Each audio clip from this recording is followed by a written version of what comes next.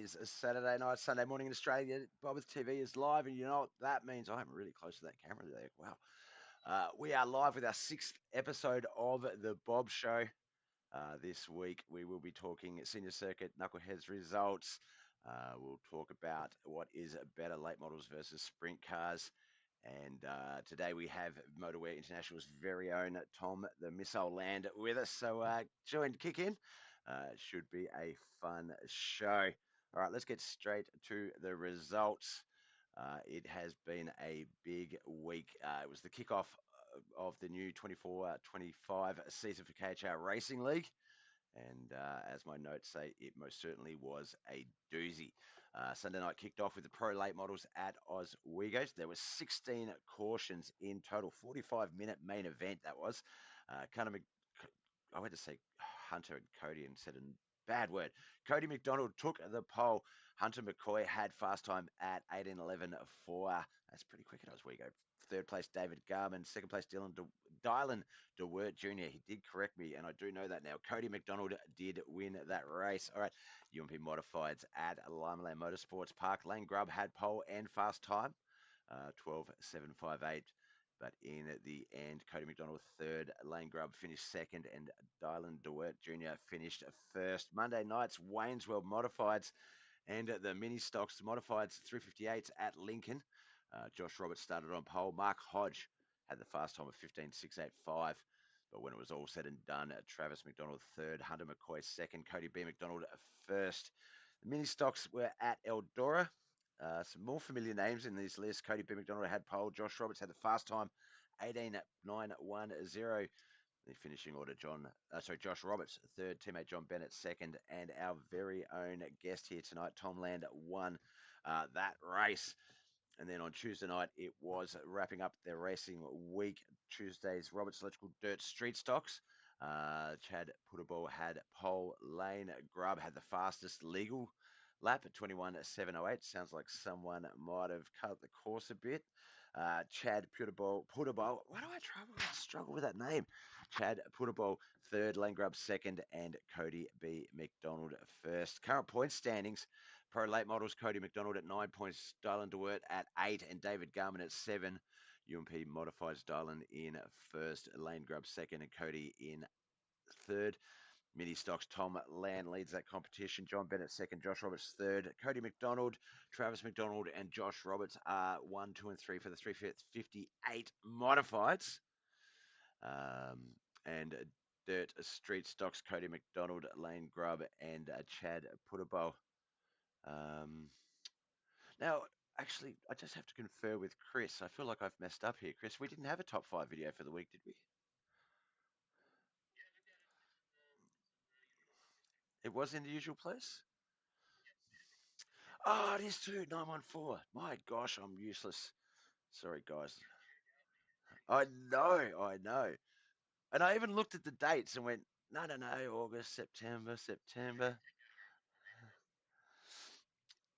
All right, so what we might do is we might, how long is that going to take to download? It's going to take about 20 seconds to download, so that's not a problem. All right, so, what I will say, well, Chris will just jump on live at webcam. We'll flick over to dance cam. No, just on those results, KHR results. So they are back live on BobbethTV each week. So Sunday night, American, we've got the double header, the late models and the modifieds.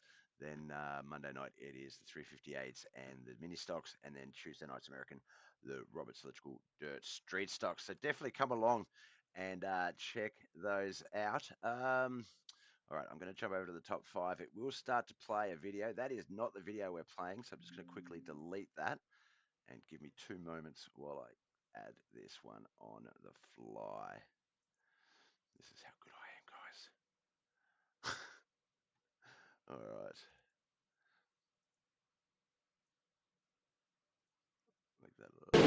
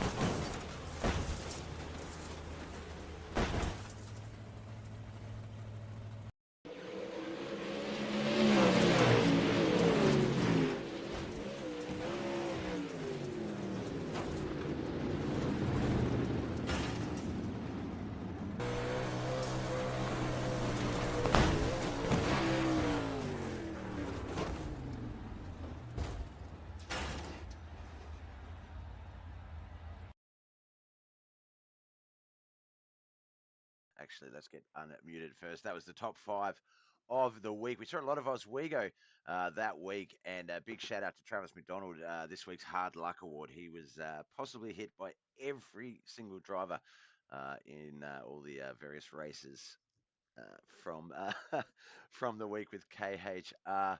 All right, as you can see there, it's time for the opinion of the week, and this week it's late models versus sprint cars. And I think Chris couldn't have come up with a better topic this week, considering our guest Tom Land, son Matt Land, drives the 91 sprint car in real life, and we see the 91 every race with KHR with Tom Land.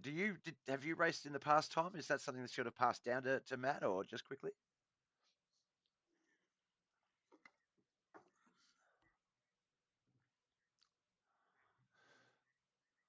It's more fun to watch him grow and progress.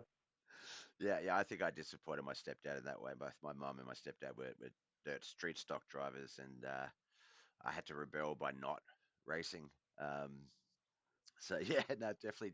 Yeah, I know he wishes I was more like Matt. I feel like. All right, well, yeah. So as I say, the topic is late models versus sprint cars. They both seem to be the sort of the premier racing divisions on iRacing and especially in real life. You see a lot of talk about late model drivers or sprint car drivers. Um, Kyle Larson, I think, famously a bit of everything. Um, now, let's have a look here. What have I got in my notes? So, yeah, so from my notes, basically, you and Matt, you've both been driving variations of sprint cars and off-road vehicles for a bit of time.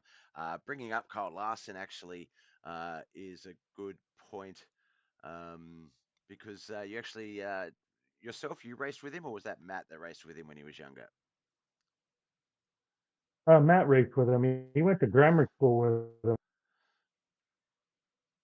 too. Oh, wow, cool. So it's sort of yeah, that's it's funny. I've got a few people like that down here in my home state of Tasmania, where kids I went to high school with have grown up to be like pro sports players or captains of the international sort of sports team, the national sports teams, and things like that. So it's always interesting to see where people go um, on that path. Now, sprint cars, louder, they're faster.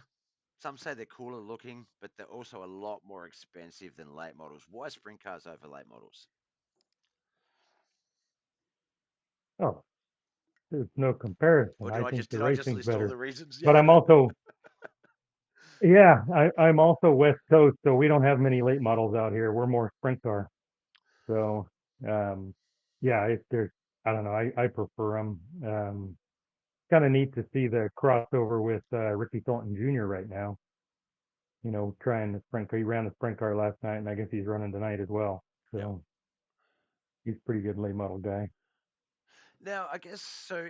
Yeah, I know here in Tassie, especially in the dirt car scene, when I was growing up, it was a good mixture of both. There wasn't a lot of crossover, so yeah, you'd have guys who drive street stocks or our bang bangers, which we call bombers, or our late models, which I think were more super sedans and Grand Nationals.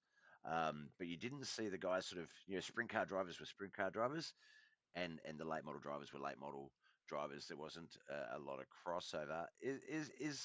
Obviously it sounds geographical in that your area is predominantly sprint cars, so that's just what people watch because that's what you grow up seeing. That's what you enjoy. But have you tried anything like obviously you've done a few off road type activities, but have you driven late models or non sprint car dirt racing? I haven't. No. Um, we did short course off road for a while, and that was fun. Um, Matt driving, and but the races were 8 hours away, and it just got I got tired of driving down there. Yeah. That's a good thing for us. Well, I mean, it's sort of an hour and a half, 2.5 hour drive for a Tasmanian is quite an epic drive. But that I feel like when I talk to my American friends and stuff, that would equate to sort of a 4 to 6, probably an 8 hour drive. Like you guys sort of a 4 to 6 hour drive, something like, oh, yeah, I'll do that today, and we'll head over to this state and then we'll be back by dinner time type of thing. Um, but my point to that is the track my home track is it's only about half an hour, 45-minute drive from where I live, which is really not that long. But we have another two other tracks up the other end of the state, and yeah, it's basically 1.5 hours drive to one track and 2.5 hours to the other track, and that just takes it out of me. So I used to go to a lot of those races as a kid. Um, but once I was sort of old enough to sort of stay home or party and do my own things, I stopped sort of going. But it's a shame because it's a good topic, this late models versus sprint cars, because that's basically a lot of the American competition, and I've got a lot of old VHSs that I want to eventually restore. We've got a lot of America versus Australia where we would have in one night it'd be late models, American late models versus Australian late model drivers, and then American sprint cars versus Australian sprint car drivers, and they'd have like big 2 night competitions, and we'd sort of declare which country was the best at the end of it. And I kind of like both. As a driver, as a iRacing driver, though, I think late models um, are just all round easier to drive. I find with the sprint cars, the 305s just feel a little bit too responsive, and the 410s are a little bit too wheel standy, and the 360s. I don't know. They just seem to lull you into a false sense of security, and then something will happen. You'll get whipped out of a turn, or it'll just not bite, or she'll wheel stand with for your turn. How do you manage the sprint cars? Just feel, I mean, you know, driving it. Going back to your America versus Australia, Mm. we knew Brian Healy, who was the promoter of Parramatta, Oh, yep, that's in New South and Wales. Yeah. yeah, and so we're really good friends with his brother Lyle, and they came over quite a bit, and they would come over for 6 8 weeks and just go to all the different Knoxville and come out to Chico and run all up and down the coast and stay for a while, and then they'd go back and you know uh, they're the funny stories with them is they turned left uh, and drove into oncoming traffic, because Oh. you guys drive on the wrong side of the road. Yeah. Well, technically it's the left, but we'll say wrong. Yeah. Well, no, they should have been on the right side of the road, but they drove on the left, and that's our. So they met face to face with cars. So Oh, that's they yes, only love. did it a few times. Yep. So yeah, it's so yeah, that's our Australian tie-in. Yep. No, that's awesome. That is, yeah. Look, my auntie, she went and met some friends in America a few years ago, and she said, yeah, that was the first time they were like, no, you jump in and drive. Yeah, it was like just trying to get used to being on the right. Yeah, like I guess it helps with the steering placement because you're always by the sides of the road. You're always in the center of the road, so it's kind of visually, if you go by that, you're fine. But yeah, taking a left hand when it's taking a left lane when it should be a right lane is you do see that down here as well. We do see obviously you see the tourist vehicles with the tourist license plates or stickers on them, and they're taking the wrong way turn into a one way street or wrong lane traffic. So it's look, if we could just agree to like I think you guys just went the right lane because of the whole 1776 English thing, and like right the left lane's the Oh better yeah, the yeah. better one, but Well, and they yeah, their thing was is keep the passenger to the curb. So yeah, well, there you go. That makes sense because yeah, obviously, yeah. All right, now, where's my notes gone? Damn it, over here. Sorry. Now, late sorry, I models. got you off topic. No. That's what I love about these. Um, now, some would argue, and I guess I want your unbiased opinion here. So my notes sort of suggest that some would argue that late models are more technical. They're more set up, and that sprint cars are relatively simple cars. You just get out there and drive the hell out of it. I would actually, in reading that out, I would disagree a little bit because the one thing I do know about sprint cars, and when they did click for me a little bit, it was at this time was is wing movement, is making sure that it's not a matter of like late models setting your car to a specific settings and then getting out there and racing. You're constantly adjusting it. That wing needs to be in a different spot every lap almost because of the track wear, placement, things like that. Do you agree that late models could be more technical, more set up than sprint cars, or do you think that's a misrepresentation? I'm not very good at late models, so I couldn't tell you. Okay.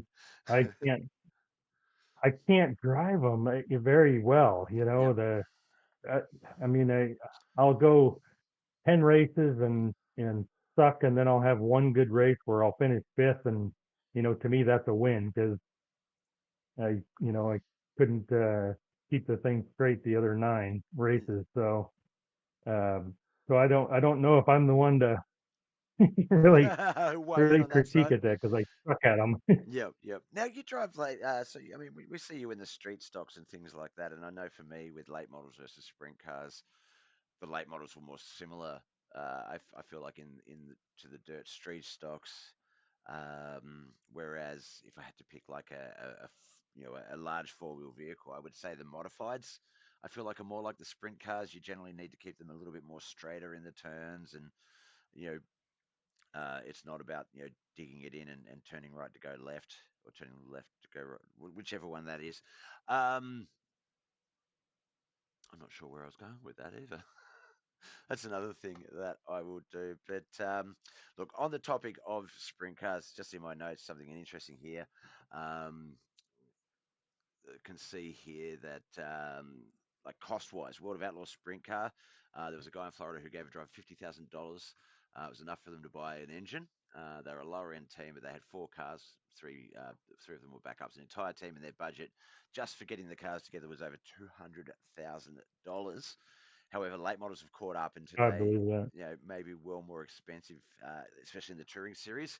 Um, there was one series owner we talked to who said they needed at least 250,000 just to get started, and then if they were lucky to win it, get lucky and win a few races, that sort of prize money helps. And then looking at 80,000 just for an engine for top level drivers. So that is definitely, obviously, makes this sprint more obtainable. Now, apparently, it's hard to find tracks anymore that run full-time sprint schedules. Most are traveling shows, or they only run once a month. Is that true of your area, Tom, or is it just come and visit Tom and No, no, we at Placerville has a weekly show. Pico has a fairly weekly show. Marysville has a weekly show, and these are all tracks within an hour and a half of our house. yep, there you go. We're fortunate. We have six racetracks within 2 hours. Yep, that And last night we ran in Bakersfield. Bakersfield, that was a 5 hour drive down. We got home at 2:30 this morning. So, and I keep thinking today's Sunday. Well, I mean it's your Sunday, it but is. I keep thinking it's our Sunday because we raced, and well, we normally race on Saturday, and so I've been all screwed up today. Yep. Yep. I know. Look, I know just with the KHR guys being back, I sort of went, like, it was a couple of weeks I was messaging John and Josh about it, saying sort of like, oh, I can't wait for the broadcast. Feels like it's been forever since I've done one. And then I got into the week, and then it's just my week has been sort of don't do anything, get to about Thursday, start prepping for this show, and then sort of do the show on the Sunday morning for me. And yeah, having the KHR racing back is sort of, it's been great, keeps me busy, but it's really messed me up on what day of the week it was. I got a message from Chris last night saying, what time do you want to meet for the show to talk notes and stuff? And I was, oh, that's tomorrow. It's just like, you just completely lose track of time. It's so easy to do. Let's have a look here. All right, I think that's sort of. I think we've sort of talked about the sprints and the late models. I think we've covered them well. I don't think we're going to come out of it with a which one is better, but just what are the pros and cons of both. And I think that as you run the micros and the dirt street stocks, Tom, and sort of get better at those, that might help you, sort of get over that benchmark with the late models, and then you've got another division you can come after John in. Oh, I join in. I Just join the back. all right, we're just going to cut to a quick commercial break. When we come back, we'll talk some more with Tom Land and get to know him a little bit better. All right, stay tuned, guys. We'll be back in just a moment. Well, friends, if you're anything like me, you really suck at asphalt racing. Sure, the first few laps you're ahead of the leaders and everything's great, but after 10 to 15 laps, suddenly you start slowing down. That car starts pushing, gets loose. You start dooring other drivers. You're driving your street stock like it's on dirt. Before you know it, the leaders are laughing at you as they pass, and you're just praying to sweet Mother Mary that that idiot that crashes everyone will finally bring you the sweet yellow flag of relief. But it doesn't have to be this way. Chad Biesinger, 12-time world champion and 15,000 iRating driver, has developed a solution: the Biesinger Grip Hack. Simply download the Biesinger Grip Hack, and your car will never lose its grip again. You'll be flying around the turns of South Boston at the same speeds as the turns of Daytona, flipping off those drivers as you lap them for the third time. Now, the Bissinger Grip Hack comes with a money back guarantee. And if your tyres fall to 99% wear at any point in the race, Bissinger will give you back every cent. Wait, Bob, isn't that cheating, you might be asking? Well, shoot, as famous iRacing driver Tom Land likes to say, those other guys are all cheating. I know they're cheating because I'm cheating and they're still beating me. With logic like that, who can argue? So head on over to BeesingerGripHack.com today. Download your very own code and start beating all of those asphalt snobs. Beesinger's Grip Hack. Beesinger's Grip Hack can cause vertigo, computer crash, eye strain, dementia, diarrhea, polio, and in some rare cases has been known to cause gout, smallpox, chlamydia, and hay fever. Do not use Beesinger's Grip Hack if you are pregnant or plan on becoming pregnant. Consult a doctor if you use Beesinger's Grip Hack and have an erection that lasts longer than 4 hours. In rare cases, Beesinger's Grip Hack has caused death, but that guy totally deserved it. Beesinger's Grip Hack kicks some ass today.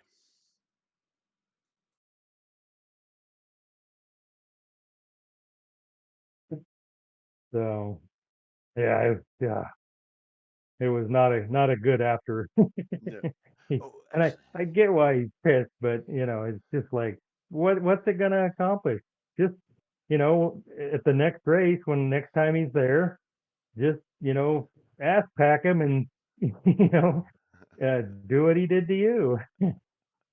that is So it. All right, I'm just bringing you up on. It looks like. so if you're Yep, we're back on the air, by the way. so if you're uh, No, that's all right. You can keep talking though. so yeah, so we like I say, it was a okay night, but um, all right, we are back live, as you can see on that webcam, and nicely right there behind him is the sprint car showing it off, minus the wing. That's what we normally see virtually for Tom on the sprint car. No. But now Matt, obviously, he's at the fire station tonight, so may not be able to join us. So it's just Tom with us tonight. Let me get over to my notes so we can do a bit of an introduction. We all know Tom Land as the Missile Tom Land from the KHR Racing. He is the proud owner uh, of Motowear International, sponsors a number of deals with the KHR boys, whether it's John driving or some racing series. Obviously, Motowear International, we've heard of them plenty of times on the broadcast, making racing uniforms, trophies, shirts, all kinds of amazing things. Now, we mentioned Matt, he's at the firefighters headquarters, so it's likely he's possibly busy with something a little bit more important, so hasn't been able to make it here tonight. We learned earlier that you're in California, that you drove sprint cars, but handed it down to Matt. We'll talk some more about that soon. But how are you, Tom? I'm doing fantastic. Can't complain. It's you know we get to race and have fun, and I have Matt and his wife have a daughter, and so I get to spoil a granddaughter, and what can be better than that? That is. And the other day she told her mom that I need more racing shirts, so we bought a bunch of racing shirts yesterday at the World of Outlaws race, so she could have some. That's awesome. That's awesome. I always say, and I do intend on doing this one day, but I really meeting a lot of you guys through iRacing and befriending a lot of you, wanting to sort of support you guys and get the hats, the t-shirts, and things like that because yeah, it's really cool watching you guys get success and enjoy success on the track, but seeing you do it in real life as well is it's just it makes me feel like a kid again. It's such a fun thing to watch and to see people, sort of get out there and do it, even if it's, Chris Standard. No, I won't pick on Chris. He's not here uh, today to defend himself. Now, Even him, right? yeah, even Chris, even John. We'll pick on John. Yeah. Yeah, hey, how's that? He took a big swipe at me and I still won the street stock race. Yeah, now that just for those that do watch, I don't know if I kind of got caught up in that and then just got straight to I think the interviews and whatnot. Um, but that finish, I hadn't seen that in a while. Where just for people, I wish we had a video of it now. Tom Land was winning the micros and John second, Josh obviously third as per the results from earlier in the show. But it was almost very much Josh first and John and Tom not finishing as John thought he'd try a quick pit maneuver at around 90 miles per hour, but wasn't enough to get you before you got over the line. So yeah, it was a close one, but that's yeah we joke about it. It's whether you two have that friendly rivalry, whether it's accidental racing deal or whatever, we can always guarantee some entertainment between you and John, and there's never a grudge or anything like that. Now, I guess that's a good time to bring up when John, when you first sort of, I guess, returned to R3 Knuckleheads when I was broadcasting it, and Josh and John were sort of telling me about guys and who they were and sponsors and stuff, and they sort of talked to me about you and said that that you were called the Missile, and that there might be a little bit of racing between you and John that would look questionable. Don't worry about it. It comes from a good place. Now, the missile term actually came from your love of enduros. Is that real life enduros, iRacing Oh yeah, enduros, or both? I racing. You know, I love it's just fun to wreck people. I don't like to wreck people in real, in the racing, but give me an enduro and I'll take everybody out. Yeah. Now, I guess the next question partly is there's a famous moment. There's a popular sort of time that's come out of the Knuckleheads R3 racing series where you were it was a big multi-league race. You got put into a fence, and you had a bit of a quote over the radio. Do you know what I'm talking about there? Uh, I called the whole field a bunch of ding dongs. I know That's that. that's Um, exactly it. Uh, yeah.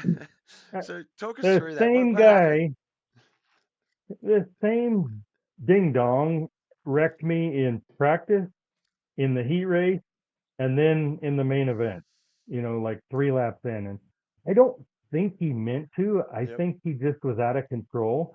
But it was like, calm down, let's get racing first. And yeah, so yeah, I called the entire field ding dong. Now that sort of brings us, They uh, deserved it.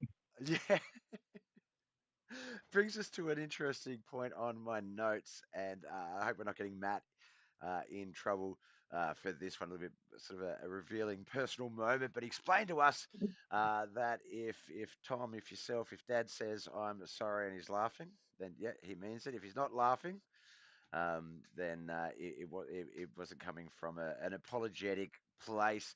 How often do you find yourself laughing at the end of a sorry versus not laughing? Oh, quite a bit.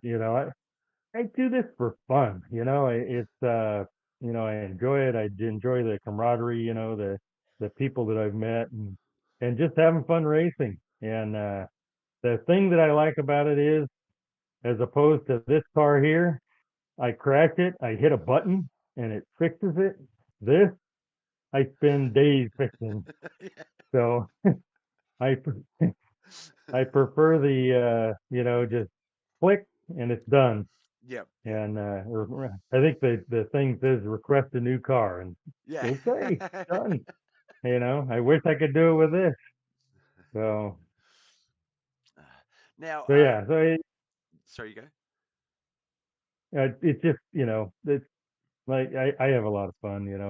And I don't, if I get taken out, a lot of many times I don't like get too angry over it, because it just doesn't matter. Yep, I did 4 years of chemo, so not much bothers me. The little stuff, it's like, whatever. I'm still alive, so yep, that's all I care about. yep. Not my. My stepfather, he passed from cancer. My mother recently beat cancer as well. So I know the just the personal toughness it takes to sort of come through that on the other side, but to come through it with a fresher outlook and a sort of you know what, life's short, let's just have fun type of mentality. I think it's some of the positives that sort of come out of those journeys. Um, I had a note here that I was gonna. Yeah. So a lot of things that I find out when I'm talking to people like such as yourself in this space, whether it's the Bob Show, whether it's interviews in racing formats, things like that. A lot of us are fortunate to be able to put a fair amount of time into this hobby and this sport that we love, and it's whether it's via circumstance or via business. Some people sort of have their own garage and stuff that finance what we do. You've got Motowear International. We know that I mentioned earlier. Obviously, makes uniform, clothing, t-shirts, a bunch of merchandise. Um, Obviously, very fortunate to be able to do that, and obviously that helps Matt in I'm assuming in the racing and the sponsorship and stuff like that. But just talk us through the business a bit. You know, my wife runs that. I don't work there. I'm actually VP of IT for a medical group. Hmm? Um, so I have my own thing. But yeah, we have 14 employees there, and we do stuff all over the world. Um, it's kind of cool the people we've met. The we got to hang out with Willie G. Davidson, a few times of Harley Davidson. He's the grandson of the founder, and it's Yep. like, or the son of the founder, and the his daughter Karen, and they're just it's really cool the stuff that we've been able to do through that, and the people that we've met, in different racing series from drag racing, and we used to do a lot of Harley Davidson stuff and do a lot of stuff for Napa Auto Parts, and so she runs all that and keeps it going. I probably wouldn't have been able to build it up to where she has. Um, she just I always say my wife can sell ice cubes to an Eskimo, and she's just got that knack, and the gift of talking to people, and hey, you came in for a hat, but you left with a shirt, and or a dozen shirts, and with your logo on it. Yep. So she's really good. No, that's awesome. And yeah, whole family affair. You get to do your thing. Matt, his, and your wife, yeah, obviously looks after the business. That's awesome. No, all right. Look, what we're going to do now is we're just going to jump to the quiz portion of the show. This is a couple of questions that Chris likes to come up with. Now, as I like to pre-warn everybody, he does his homework, so he um, likes to personalize them towards the guest. Yeah, I just like to stress that I haven't written these. Chris has. So if there's any offensive bits C, in there, that's he's the one to go right? after. The answer is C. And apparently the correct answer is always C. Well, I'm sure you'll know whether he was telling the truth as we go through these questions. But yeah, first question.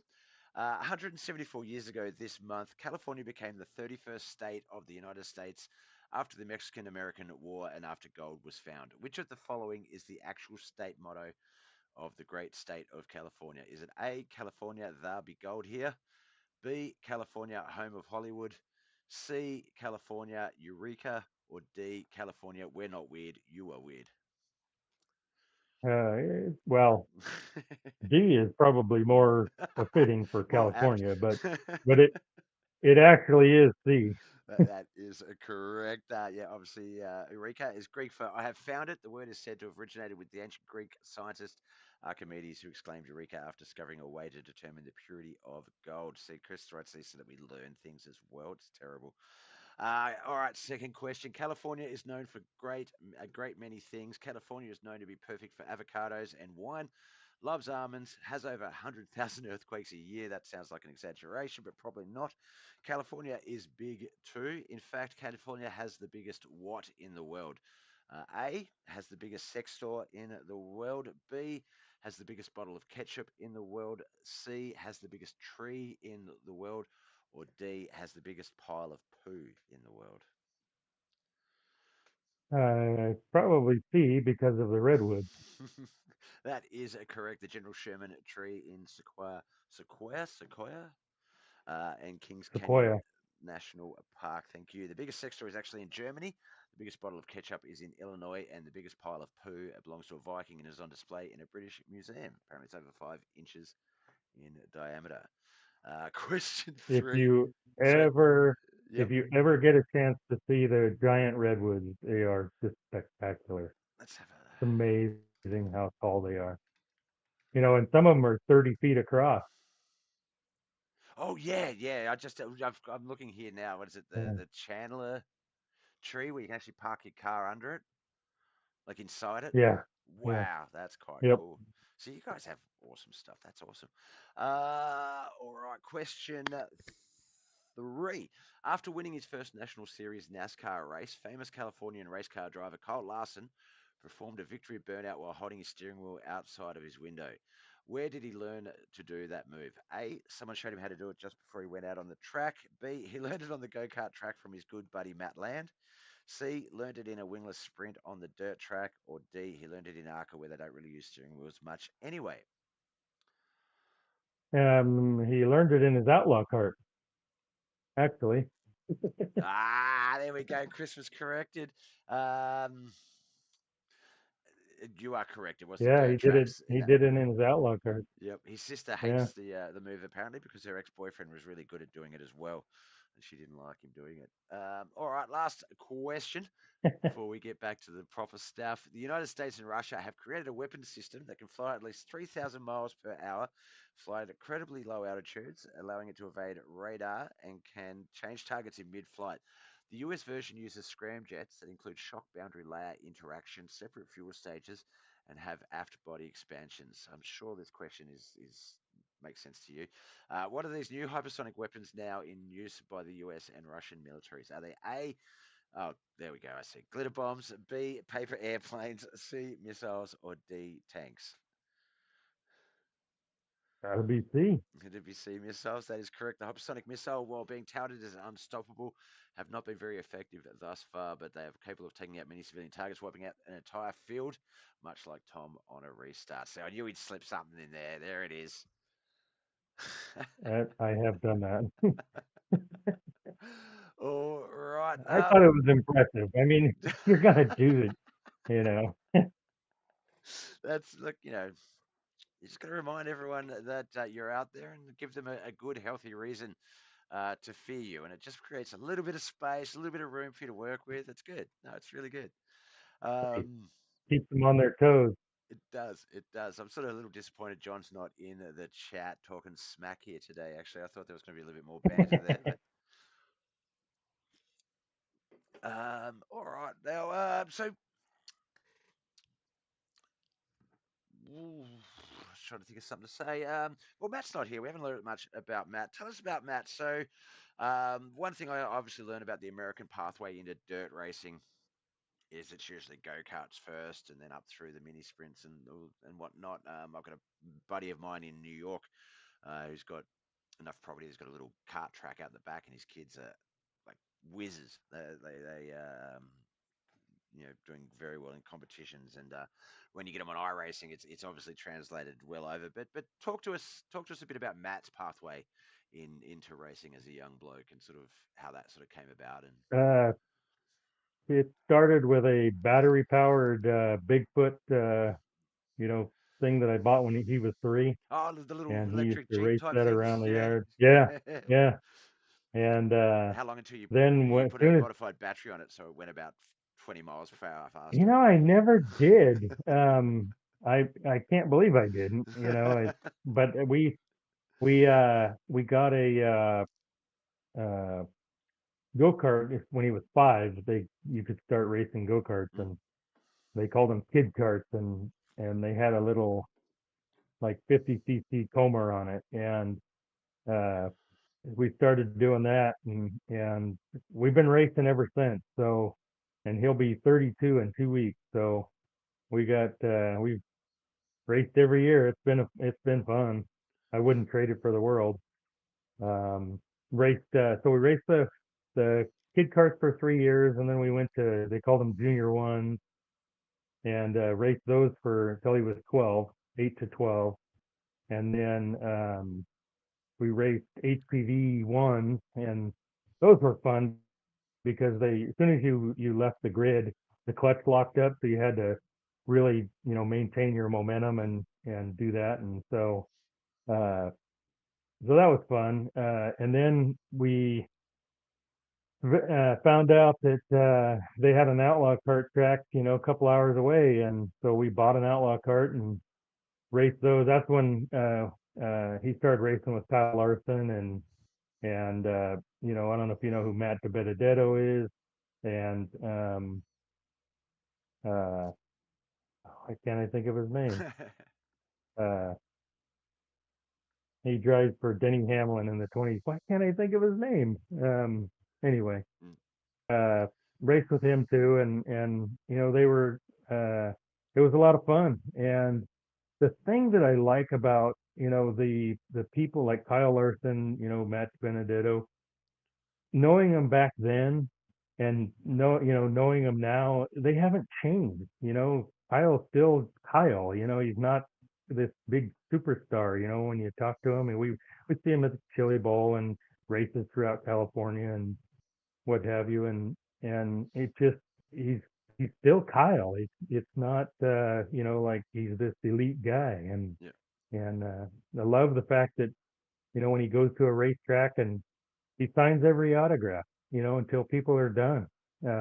He said because he was a kid once, and he wanted Steve Kinser's autograph, Mm. and Steve signed it for him, and he knows that feeling of getting somebody's autograph that they want, I just think that's pretty cool.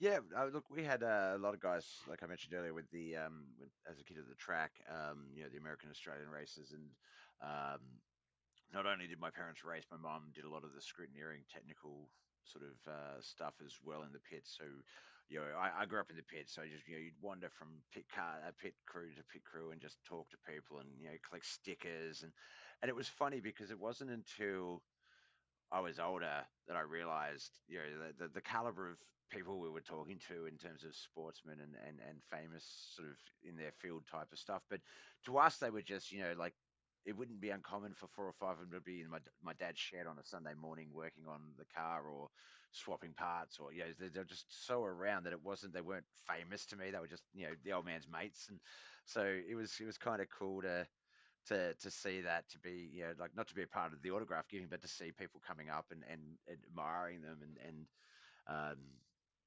and talking to them, getting, as I say, the stickers, the autographs, the hats, and things like that. But it was crazy. It was funny because, for me, it was just, as I say, that was just Uncle Tom, or David, or it was just a random guy that I made coffees for on a Sunday morning. But it is a cool feeling, sort of being around, being included in that group was always a lot of fun. I can say I was pit crew on a race car as well for a while, but really I changed the tires. That's all I could do. I was like, my expertise was never that good. Now, big wins in your time on the real life track, as well as Matt's. Were there any big noticeable wins? Any sort of moments that you weren't expecting that have come up?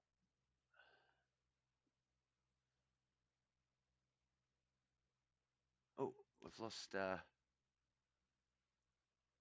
audio.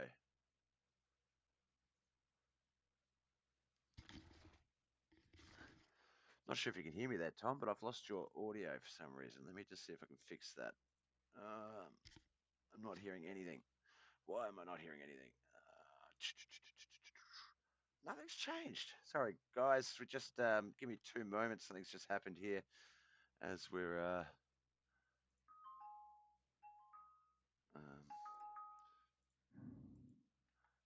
so that's working. I'll stop making those noises. Um, how's that? Can you hear me, Tom? No, I can't hear. I can see you talking, but I can't hear you. Damn it! Oh no, I can hear you now. How about that? There we go. We are back. I'm not sure what happened there. Um, I think my audio switched from like my headphones to the speakers, but I don't know why. Um, all right, so I'll rephrase. I'll reshape So that question. So yeah, any major sort of wins, moments for yourself or Matt in the racing sort of scene that you didn't expect? I mean, obviously sometimes you always try for the wins and stuff, but I think you know what I mean. Like any sort of fun moments. so we ran HPV HPV one, or no, HPV two, and we were kind of mediocre the year before, and a guy named Bill Penzini and Chad Salvador drove Bill Penzini's cart. He stood on every corner, and we put a radio in Matt's helmet, and on the off season he stood at every corner and made it so Matt uh, ran the corner perfect. Then he'd move to the next corner. We go out to the first race of the year, not expecting, him to like set the world on fire, but he won. He didn't win the first heat.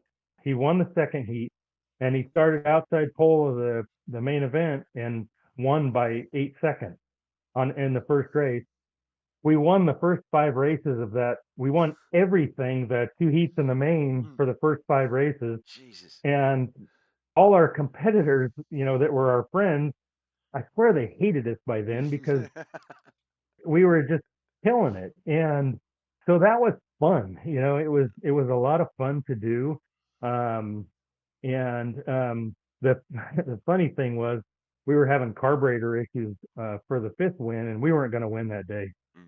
But there were two people, first and second. Matt was running third, and the second tried to overtake first. Well, they thought it was Matt, so she drove over the front Oh of it to no. keep him from winning. So they go wrecking off the track, and he goes on to win. And so it was like, well, we weren't going to win anyway, but thank you. in in so, Aus- in so Australia. that was probably a good one. Yep. Yeah, and then uh, like I said, I was screwing around on eBay Mm. and bought a midget, and my wife, oh, she was going to kill me because we really didn't have the money. But I bid on it, not thinking I was going to be the high bidder. I don't know why I bid on it. It's kind of stupid, Yep. Yep. but in hindsight. So we ended up getting this thing, and the so we got it, and our second race in it, he won. He started sixth and won the thing, and that was a pretty good one. So, got a story for this one. Matt is he takes forever to get in the car. He everything he's got a set schedule. You put this glove on first, and then this one, and then you adjust this, and he was worse way back then. So they called us up, and they said, hey, they're in staging, and he's putting all this stuff on, and I'm like, come on, Matt, let's go. And they're like, pretty soon the official comes, and he's like, they're on the track. So he goes racing out there. He goes onto the track, and they're on the back stretch. He falls in line, into his sixth place, and they take the green. Oh, That's how late he was. Jesus. And I'm like, we can't do this. It's stressful. And so, but then he goes on to win. And it's like, well, I mean, they didn't rattle him at Yeah. all. There's definitely a method to the So, madness. but, Yeah. Yeah. yeah, yeah. So that was fun. And then, our first win in the off-road car, that was a lot of fun. Um, you know, uh, doing that. And then we got this thing. Um, this is our third year in this. We uh, we went out and not knowing what to expect, and our first race we were 2.5 tenths quicker in qualifying than Jeez. anybody, and so that was fun. Mm. And I liked it because you come out of nowhere, nobody knows really who you are, and you just spank them, in qualifying anyway. We ended up second in the main, but uh, the because the wing So the wing got hung up, because you can adjust them. Yep. Well, it got hung up and wouldn't adjust, so he was stuck with our initial setting, and the track kind of flicked off. But so kind of cost him the win there. But but it was fun. We that was the year we led the points from start to finish and won the championship. So um, you know, that was a lot of fun. No, So that's awesome. That is very, very cool. Yeah, no, as I say, I rebelled. Um, the only way I could rebel against my family was to not be a race car driver, which sounds weird to say. And um, but it was my stepdad. He loved all forms of transport. So much like you, he just jokingly bit on on an excavator on eBay. It's just 55, $70,000 worth of machinery. Let's just randomly go, I'll bid 42K on it. And, he ended up getting it. And same sort of deal. Mum was like, yeah. And he's like, oh, it's a new business. And that's sort of very similar story to how his Harley Davidson Sportster, Softail Sportster 2002 ended up in the shed one day. And Mum's like, whose bike's that? And he's, yeah, about that. It's once you sort of, I guess, part of it is once you sort of felt that thrill, the next it's harder to get that thrill again. So you sort of got to keep going through the sections and keep that excitement alive. uh, I didn't bid on anything else. Well, yeah, look, Oh, it was there's excitement, and then there's dodging the bullet that is our Minister for War and Finance. well, and the thing is I think I got it for 7,000, and the engine alone was 8,500, and it had it was car, it was I mean spares, all kinds of stuff with it, and I told my wife, I'm like, there is no way we're gonna win this thing. Somebody's gonna slide right in at the last minute and take it from us, even if they bid a dollar over, I Yeah, didn't just care. a little sniper or And something. Yeah, yeah. so you watch the thing clicking down and you're going, come on, somebody bid on this thing, and then nobody did, and you're the winner. It's like, am I? Because she was not happy. That is, yeah, no, look, that's why I just, if I have an eBay purchase, especially eBay, I just flick a little note to the missus, to the partner, and say, look, this is what I'm after, and then I just let her find the cheapest sort of, postage slash cost version because, yeah, it's if you leave me loose, and I'm worse going on eBay than I would be going into the store to get some milk and bread and coming out with like a trolley load later. It's I can't window shop because window shopping turns into actual shopping for me. So I know that pain for sure. All right, my man. Look, this is the top of the hour, so I will call it there. It's been an absolute awesome time getting to know you, and yeah, he's not as bad as you said he was, John. Look, I'm going to say that now. But no, I do. I love this rivalry between yourself and John Bennett on the track. It's been awesome. Love the racing, yeah, the sprint stuff and everything you do. The Motowear sponsorship, enabling the boys to be able to put these races on. You're a big part of that family, and I'm glad to be a part of it as well. Um, any sort of closing message before I sort of let you go? So, when I first met John, I was just joking. We were racing in a league race, and we were under just a parade lap, and I wrecked him and flipped him over, and just being funny, and he he like you know exited the session, and I was like, oh, sorry. So, I thought it was funny, but he still brings it up, so Yeah. it was evidently a big deal. It's I've talked about this before because it's there's a couple of guys who I'm really good friends with in the NASCAR truck scene now, and it was sort of like I was wondering one day, I'm like, hang on, how did I become friends with this guy? Like, how did I meet him? And then I'm trying to remember, and I was like, oh wait, I added him because he kept crashing into me, and he's a pain in the ass, and I didn't like him, and I wanted to know when he was in my sessions, and I just forgot one time that we were enemies, and was just like, oh, hi Jeff, how you going? And he's like, oh hey Bob, and then we're just like mates from then on, and it was like completely forgotten. I feel like you and John, not the same sort of pathway, but I feel like it's sort of gone from that, where it was just sort of like, you cross paths in that manner is enough to make an impression, not necessarily in a good way, but then, you're both such a I, constant I that didn't it's. mean it a bad. I didn't mean it in a bad way. It just happened that way. But it it's was. definitely It's It was definitely funny. evolved into something awesome and hilarious that plays out weekly on the track. So if you do want to see it, obviously check out Bobbeth TV Sunday, Monday, and Tuesday American nights to watch that stuff unfold. But no, look, absolute pleasure to have you in the studio for the Bob Show here. Say good day to Matt when the next time you speak to him. Obviously, understand that given the job, it's not as easy to just nick off into the break room for 5 minutes. It's not you're not paid by the hour in those ones. Yeah, no, Yeah. pass on my respect and tell him we'll try and have him on again sometime. But look, we want to have some more roundtable sort of discussions. So I know one of those is Chris and I have been talking about getting you and John on the same broadcast together, so maybe we can have him in Oh, there. that would be fun. Yeah, so look, if that's something we can work out, awesome. All right, my man. Look, I'll let you go. Thank you, everyone, for tuning in on the sixth episode of the Bob Show. We'll be back next week. Tentative guests next week. I believe they're locked in, but we're not 100% certain. But it should be Dawson Potter and Mikey Mixter from the Knuckleheads iRacing at least iRacing League, or one of those two guys. So we'll let you know soon.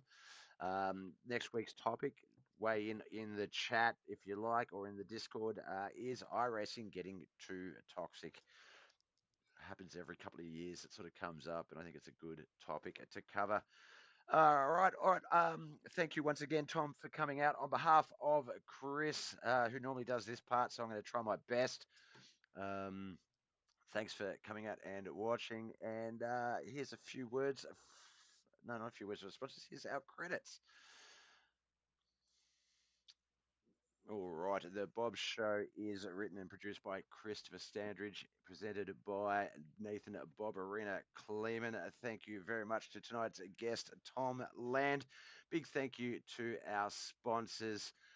Just to name a few of those: Green Bottle, Doug's Tire, Grip Hacks, Will's Woodchucker. Some of these are so hard to say. Sorry, it's Bill Beasting his Grip Hacks. Sorry, Doug's Tires.